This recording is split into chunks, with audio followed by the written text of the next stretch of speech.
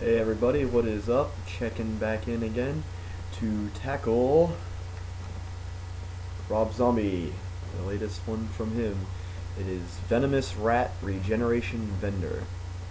Alright, so now, I'm not going to go into a whole lot on who Rob Zombie is. I'd imagine most of you are aware. He's pretty huge. White Zombie, especially when I first got into metal back in '96, White Zombie was everywhere. I mean, you couldn't hardly see a trailer for any movie without hearing More Human Than Human blaring in the background. I mean, all over the place, literally. I mean, I can remember getting Astro Creep 2000. I was probably 14 years old. And the day before the rise of the internet, it was just something cool to get something like that, with all the art, in the booklet, a lot of violent stuff, topless women, monsters. It was just, great, great album. I remember listening to that a lot with my buddy. And then Hellbilly Deluxe came out in '98, his first solo album.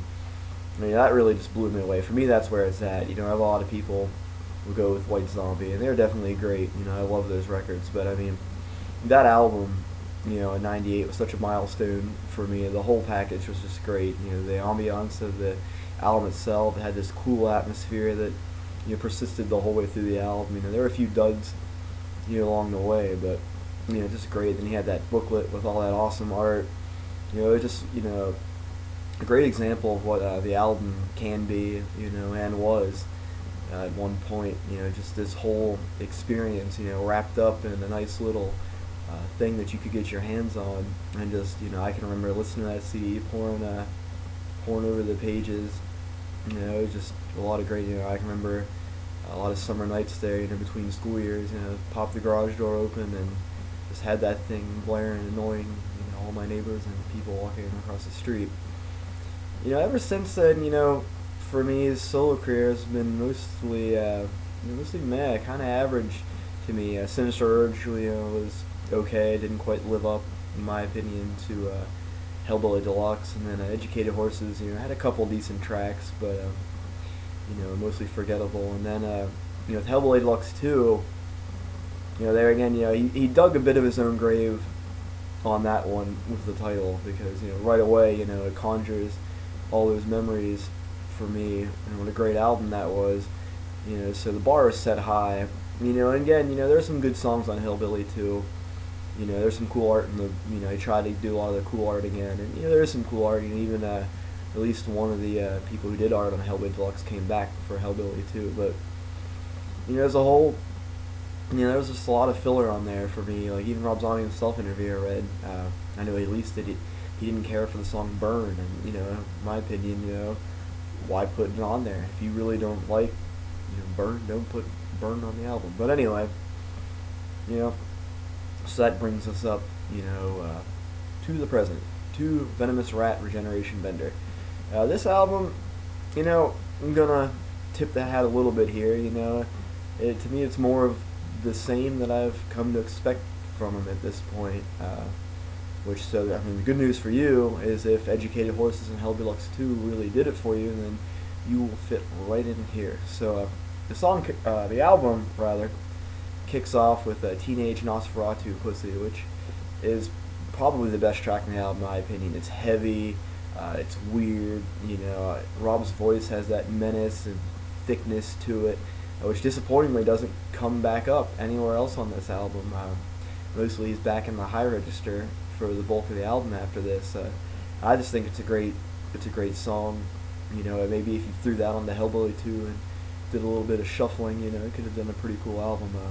Although the chorus is suspiciously like a slower version of Demonoid Phenomenon, but it's splitting hairs. Rob has a pretty signature sound at this point, so it's to be expected. In fact, I think the whole first part of the album is pretty solid up until the 8th track, which is White Trash Freaks, where I think things start to get really bland. The only hiccup in that first batch of tracks for me is the first single, oddly enough, which is Dead City Radio and The New Gods of Supertown, which, for me, I don't know, I didn't care for it that much. It's just kind of bland. Again, not a bad song, but I don't know, this was kind of there. I'd have launched with Teenage Nosferatu Pussy personally, but I can't see a lot of radio stations probably running with that one, so kind of obvious why maybe he went with that. But yeah, after White Trash Freaks, the final 5 tracks, they kind of blur together, honestly. I mean, they're all about the same tempo. There's not a lot of really breakout, moments on there. There's a pretty cool breakdown towards the end of The Girl Who Loved the Monsters, but I don't know, it's just, whatever. The cover of We're an American Band, he does a decent enough job on it, but, I don't particularly care for the original, I guess it's cool in a way, Rob Zombie is an American band, but I don't know, whatever. So, the lineup in this album, he has John Five on guitar and Ginger Fish on drums, both former Marilyn Manson members. He's been with John Five since Educated Horses, but Ginger Fish, this is the first album that he drums on. They both do a pretty great job, but John Five is an extremely talented guitarist, even though he doesn't necessarily stretch his wings much here. But again, he's servicing the purpose of that Rob Zombie sound. So obviously it wouldn't make a lot of sense for him to be doing an excessive amount of shredding. And then Piggy D is on bass, who's been in the band for a while. I believe he's been on since Educated Horses, but that may not be correct. He's at least been around since around that time. I know he was on Hellbilly Deluxe too. So that's who's on the album. Again, if we want to talk about mixing real quick, there's not a lot to talk about. It sounds good for what it is. I believe, let me look at the back of the CD here, that Rob Zombie mixed this himself. So it sounds good. There's not a lot to gripe about. Not outstanding. It serves the music pretty well. So to wrap up the rating of this album overall, I'm gonna give it 6.5 out of 10. It's kind of average. It's quick. It's forgettable. There's a couple of songs stick out. One thing I'm gonna plug is his live show. I saw him back in '99. And I saw him not too long ago, and his live show to this day is it's killer, and it's a sight to see. All the old songs sound great. Even some of the, he usually picks, the better songs on his most recent albums to do live, and they fit in pretty well too. So if you get the chance, definitely go see Rob Zombie live. It's a great show. Monsters, women, everything you want in a metal show. He ratchets it up to 11, and really delivers, on the stage. So again, if you liked the most recent couple Rob Zombie albums, you'll probably rate this higher than I did. So if you enjoyed them, you'd probably 7.5, maybe even up to 8. But for me, it was just forgettable. So I'm sticking at 6.5. Quick thing I'm gonna throw in here at the end that I forgot to get to is the booklet on this one. There's some cool art in here. I think I wish I had the name.